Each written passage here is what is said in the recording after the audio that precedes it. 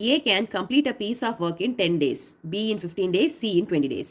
A வந்து ஒரு வேலையை எவ்வளோ நாளில் முடிப்பாங்களாம் 10 டேஸில் முடிச்சிருவாங்களாம். B வந்து அதே வேலையை 15 டேஸில் முடிப்பாங்களாம். C வந்து 20 days.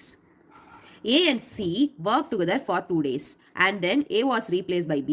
In how many days altogether was the work completed? அப்போ Aயும் Cயும் தான் ஃபர்ஸ்ட் ஒர்க்கை ஸ்டார்ட் பண்ணியிருக்காங்க. ஃபர்ஸ்ட் 2 நாள் அவங்க 2 பேரும் சேர்ந்து ஒர்க் பண்ணியிருக்காங்க. தென் A was replaced by B. A போயிட்டாங்க, B வந்துட்டாங்க. அப்போனா மொத்தமாக இந்த ஒர்க் வந்து எவ்வளோ நாளில் முடியும்னு கேட்குறாங்க. சரி, ஏயோட 1 day ஒர்க் எவ்வளவு 1/10. பியோட 1 day ஒர்க் எவ்வளவு 1/15. சியோட 1 day ஒர்க் எவ்வளவு 1/20. இப்போ ஃபர்ஸ்ட் யார் 2 பேர் ஒர்க் பண்ணியிருக்காங்க? ஏயும் சியும்.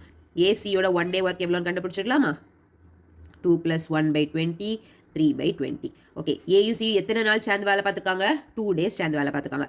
அப்போ 2 days ஏயுசியோட ஒர்க் எவ்வளோனா 2 × 3/10. ஏன்னா இது 1 day ஒர்க்கு, இது 2 daysக்கு என்ன பண்ணணும் டைம்ஸ் மல்டிப்ளை பண்ணால் போதும். 3/20